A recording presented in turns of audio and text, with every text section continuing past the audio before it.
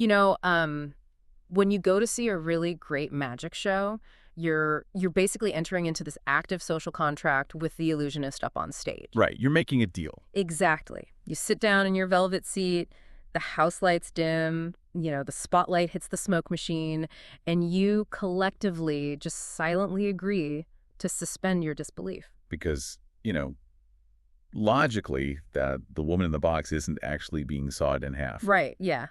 The rabbit didn't just spontaneously materialize out of thin air just because a guy waved a wand. But you want to be entertained. Exactly. You paid for the ticket, so you buy into the illusion, you lean forward, and you just enjoy the trick. It's a consensual hallucination, really. Yeah. The entire enjoyment of that evening completely relies on the smoothness of the performance. Yeah. It relies entirely on the fact that you, sitting there in the fourth row, cannot see the trapdoors. You can't see the hidden compartments or, the angled mirrors. But, and this is the core of it, what happens to that exact same show the moment you accidentally catch a glimpse of, like the Kevlar wires holding up the levitating assistant? Oh, that's ruined. Right. Or if the heavy velvet curtain slips for just a second and you see the stagehands hastily stuffing the pigeons into the magician's spring-loaded sleeves? The contract is broken. And the crucial thing about that broken contract is that you can never, ever unsee the wires. No, you really can. Even if the rest of the tricks that evening are performed absolutely flawlessly,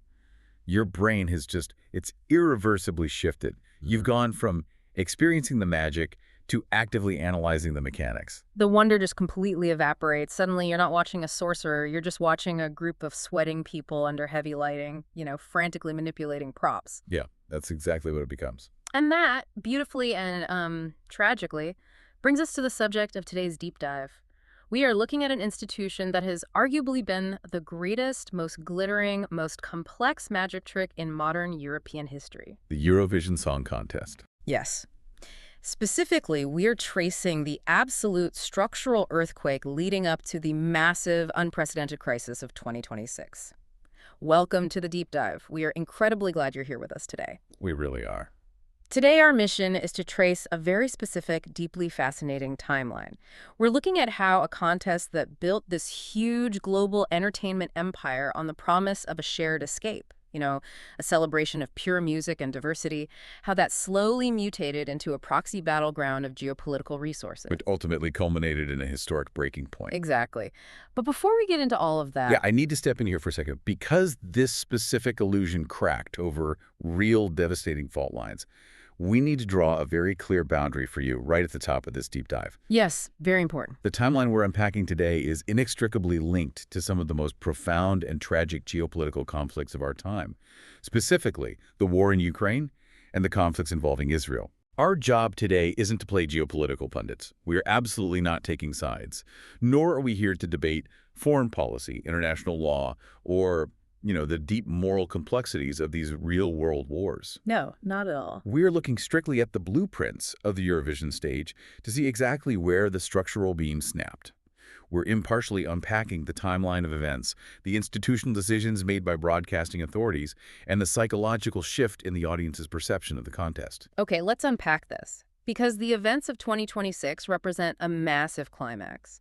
It's a point of no return for the European Broadcasting Union. It really is. But to understand why the roof ultimately caved in during that December assembly, we have to strip away decades of, sequins, pyrotechnics, and wind machines and look at the first major tremor that fractured the foundation. We have to go back to 2022. We do. Because to understand the fracture, you have to understand the facade. For decades, Eurovision sold itself brilliantly as this apolitical utopia. That was the whole pitch. Exactly. That was the core brand identity. It was marketed as the one night a year where historical grievances, border disputes, economic disparities, all of that was supposedly checked at the arena door. Replaced by over-the-top choreography and key changes. Right. And catchy pop hooks. But anyone who has actually watched the contest for more than a year knows that's a bit of a Well, a carefully curated exaggeration. Oh, absolutely. Eurovision has always been political. You have neighboring countries reliably voting for each other year after year. The famous voting bloc. Yeah. You have massive diasporas rallying behind their home nations from across the continent. The subtle politics of geography, shared language, and history have always been baked into the scoreboard. It was always the elephant in the room. Right, but the elephant was wearing a feather boa, so everyone just politely ignored it. Exactly. Yeah. It was subtle enough that it didn't ruin the illusion. The Yeah. geopolitical winking was almost like part of the charm for the hardcore fandom. Yeah, it was a feature, not a bug. But 2022 was the moment the illusion didn't just crack. Yeah. It shattered completely. This was the year the war in Europe broke out, Yeah. creating an incredibly charged, unavoidable emotional climate across the entire continent. And Eurovision, whether the organizers wanted it to be or not, was caught directly in the crossfire of this reality. Yeah. And that year, Ukraine won the contest. And the crucial thing to understand here isn't we're not making a critique of the artistic merit of the song itself. The entry was powerful. It was distinct. It brought cultural heritage to the stage. Yeah, it was a genuinely good entry. But the structural problem, the thing that fundamentally altered the DNA of the contest in the eyes of the public, was that Ukraine's victory didn't surprise a single person watching. Right. The lack of suspense. Which is fatal to the architecture of a competition. When you look at the voting breakdown from 2022, the televote from the European public was just overwhelming. It was a landslide. It is a synchronized wave of solidarity that was almost unprecedented in the history of the contest's voting mechanics. Yeah. For many viewers, this was the exact moment something foundational shifted in their understanding of what the broadcast actually was. It was the stark realization that real-world context could, and absolutely would, completely outweigh the music. Because it wasn't just a song that won in 2022. No, it was a symbol. I was trying to think of how to conceptualize the psychological impact of this on the audience, and the best analogy I could come up with is a judged sporting event. Okay, I like this. So imagine you're watching the finals of Olympic figure skating. You have these athletes who have trained meticulously their entire lives, right? Waking up at 4 a.m. to execute these incredibly complex, physically demanding technical maneuvers. Right, the pinnacle of the sport. Exactly. But then the judges and the global audience collectively decide to award the gold medal, not to the skater who landed the most flawless quadruple jumps, but to the skater who has suffered the most profound personal hardship that year. Wow. Yeah, it's a really compelling way to frame it because it isolates that tension between human empathy and competitive integrity. Right, because on a purely human level, that scenario is incredibly beautiful.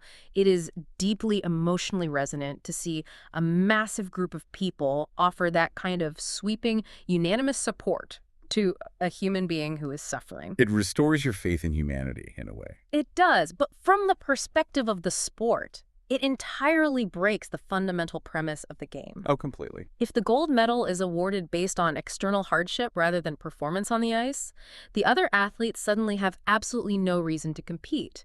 The judges' technical criteria become completely irrelevant. The sport ceases to be a sport. Exactly. It instantly becomes a referendum on global empathy. And that is the precise paradigm shift that occurred within the Eurovision ecosystem. Yeah. It all comes down to the perceived fairness of the arena. Yeah. I want you, listening right now, to really put yourself in the mindset of a viewer tuning in to a live, multi-hour competitive broadcast. If you realize that the entire overarching narrative, and ultimately the winner, has been decided by external real-world events before the very first note is even sung, how does that change your psychological motivation for watching? It changes everything. Are you genuinely watching a music competition anymore? Or are you simply participating in a continent-wide political poll set to a backing track? It totally changes the relationship between the broadcast and the audience. The political voting stopped being this subtle, winking joke among fans in 2022 and became an undeniable, defining feature of the broadcast. It was the moment the audience definitively saw the wires holding up the illusion. But, you know, as we often do as humans when we want to keep enjoying the show, everyone tried to rationalize Oh, it. yeah.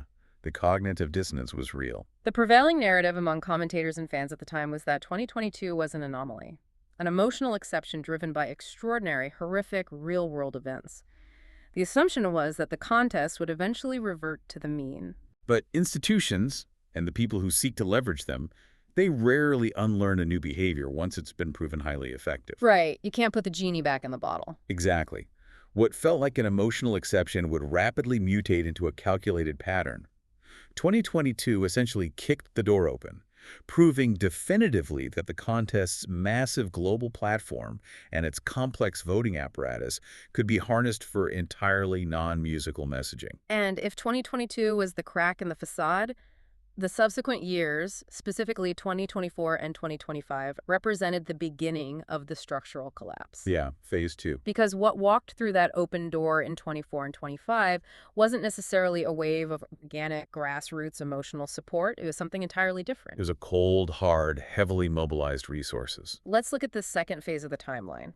This era was defined by the highly controversial participation of Israel and the massive, unprecedented campaigns that surrounded it. The defining characteristic of this era is instrumentalization. Okay, unpack that. Well, the debate among the fandom and the participating nations fundamentally shifted. It was no longer just a passionate ethical argument about whether a nation currently involved in a major geopolitical conflict should be allowed to participate on that stage. Though that debate was certainly happening at high volume. Very high volume. Yeah. But the real structural shift that threatened the contest was about how that participation was being executed, managed, and promoted on a practical level. Okay, I want to push back on this for a second, or at least play devil's advocate, because I think it's an incredibly important distinction to make. Sure, go for it. Isn't marketing just a standard, unavoidable part of the modern music industry? I mean, record labels pour millions into PR campaigns. They buy billboard space in Times Square, they manipulate social media algorithms, they organize massive media blitzes to push their artists to the top of the charts all the time. They absolutely do. And Eurovision acts have always done promo tours across Europe. So at what point does a massive promotional budget cross the invisible line from being, good, aggressive PR into the dangerous territory of influence buying? What's fascinating here is that this is the exact tension that tore the fandom apart during those years. How do you define that line? Right. Where's the boundary? Because in a purely legal or technical sense, buying billboard space, running targeted digital ad campaigns, or hiring elite crisis PR firms isn't the same as slipping cash to a jury member or hacking into the telecommunications infrastructure to manipulate a televote. So if no laws are being broken and no rules are technically being violated on paper, why did it cause such a massive structural collapse? Because the answer lies entirely in the realm of perception and that social contract we talked about earlier. These allegations of influence buying didn't necessarily need to be proven in a court of law to destroy the integrity of the contest. Oh, I see. The perception of inequality became so pervasive that it poisoned the well. You have to remember, Eurovision is a unique beast. It is composed of public broadcasters from dozens of countries. Right. You have massive wealthy nations competing alongside tiny broadcasters operating on absolute shoestring budgets. When an audience perceives that one participant has mobilized a level of institutional, financial, and technological resources that vastly dwarfs what any other competitor could possibly muster, the illusion of a fair competition evaporates completely. I get it. It's about the feeling that the playing field has been tilted so far on its axis that the ball can only roll in one direction. Exactly. We aren't just talking about a sponsored Instagram post here. We are talking about targeted algorithmic saturation. Imagine opening your phone in a country you don't even live in, and your entire feed, every pre-roll ad on YouTube, every sponsored post on social media, is dominated by a sophisticated campaign pushing a single narrative about one specific entry. The scale is what matters. When the financial leverage becomes that visible, Eurovision no longer looks like a contest between songwriters and performers. It visibly transforms into a contest between state resources and geopolitical marketing budgets. And this wasn't happening in a vacuum. The audience wasn't just reacting to the marketing campaigns, right? They were reacting to the governing body's response, or rather, the total lack thereof. Right. Because Eurovision has historically prided itself on having incredibly strict, explicit rules regarding political neutrality and limits on promotion. The core philosophy has always been heavily guarded. The song and the performance on the night should be the only things that matter. You can't have political slogans on stage. You can't have politicians involved in the delegations. But the fatal blow in 24 and 25 wasn't just the sheer volume of the promotion or the intense political charge of the environment. No. It was the growing, undeniable conviction among the audience, the press, and the fandom that the European Broadcasting Union, the EBU, was simply refusing to enforce its own rulebook. The crisis wasn't just what was happening. It was the chilling feeling that nothing was being regulated. It's like watching a high-stakes soccer match where one team suddenly picks up the ball with their hands and starts running down the field like it's rugby. And the referee just stands there on the sideline with the whistle deep in their pocket, staring blankly at the sky.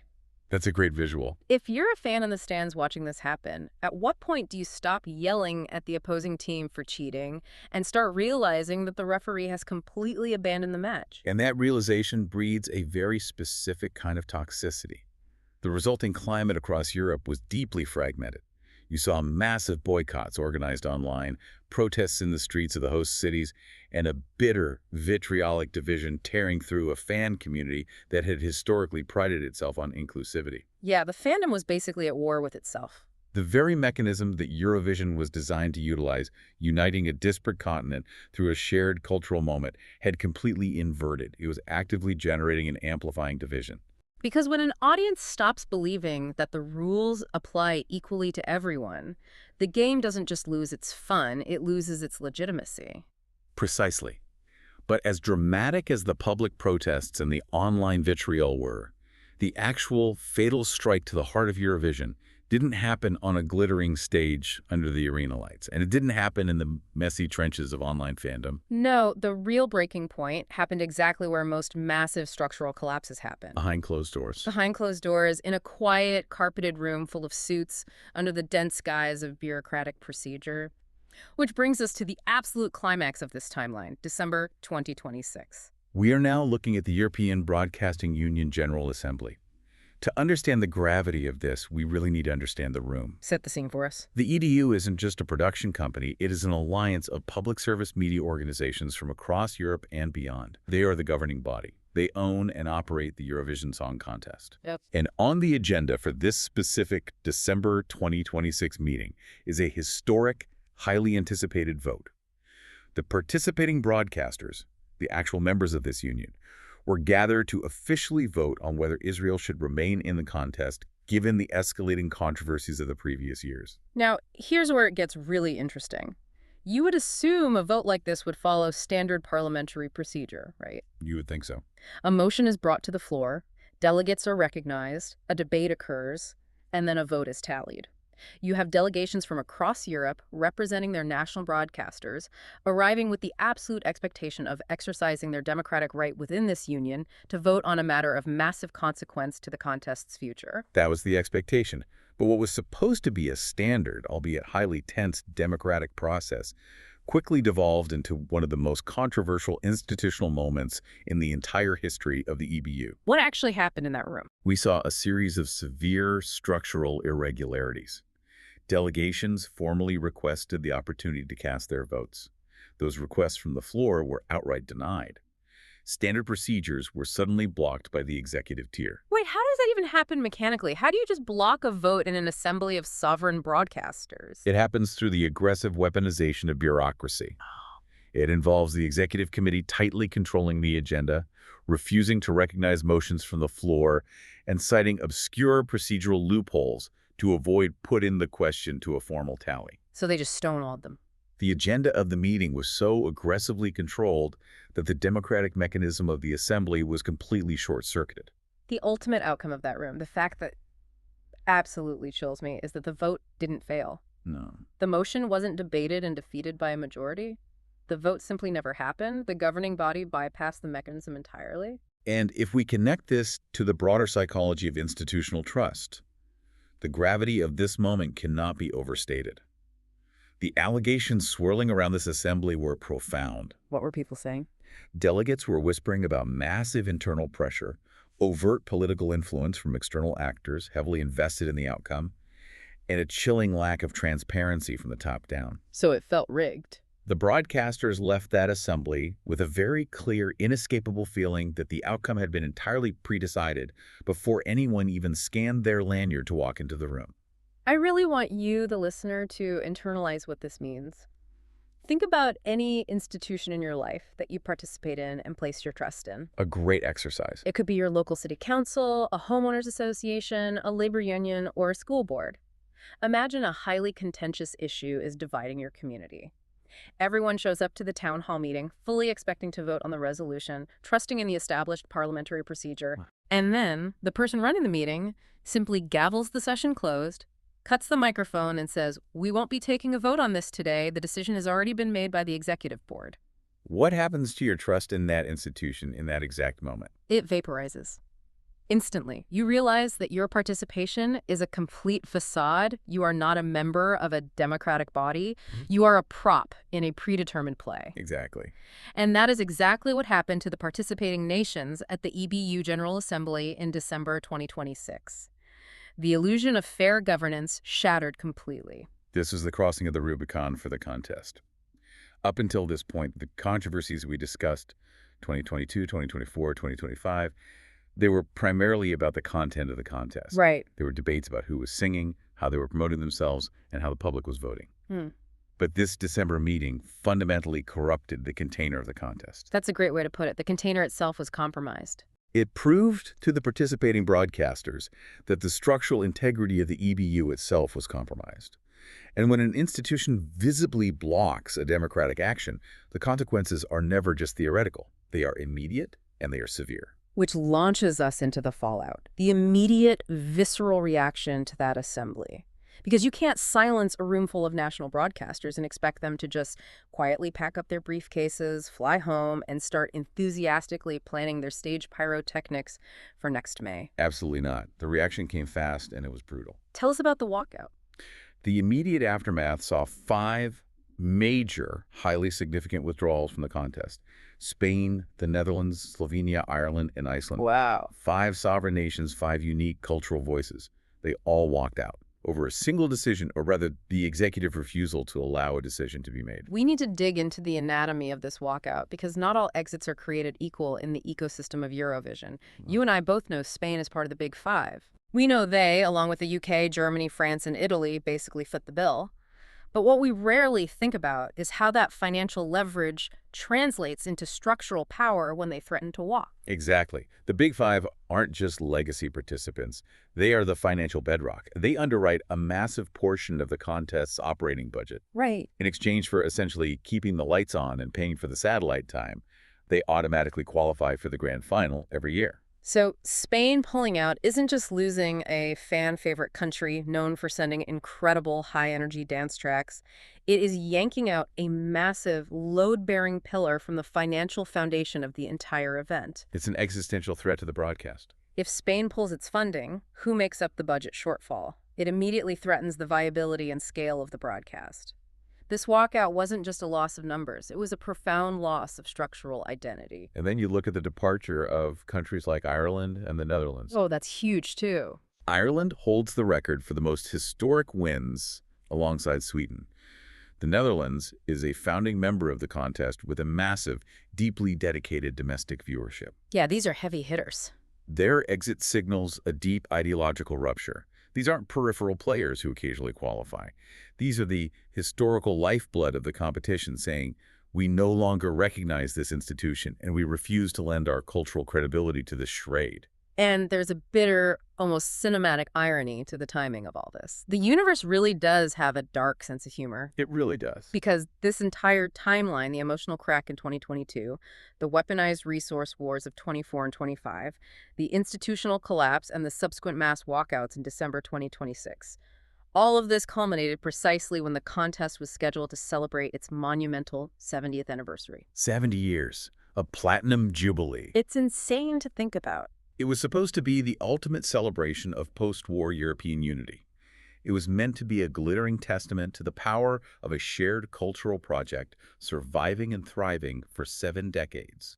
Through the Cold War, through economic crashes, through sweeping political changes. And instead, it became a global showcase of fragmentation. The participant list for this milestone anniversary contracted to around 35 countries. A massive trouble. At a time when the contest should have been experiencing triumphant growth and reflecting on its legacy, it was experiencing severe, painful contraction. Instead of a celebration, it was a crisis management operation.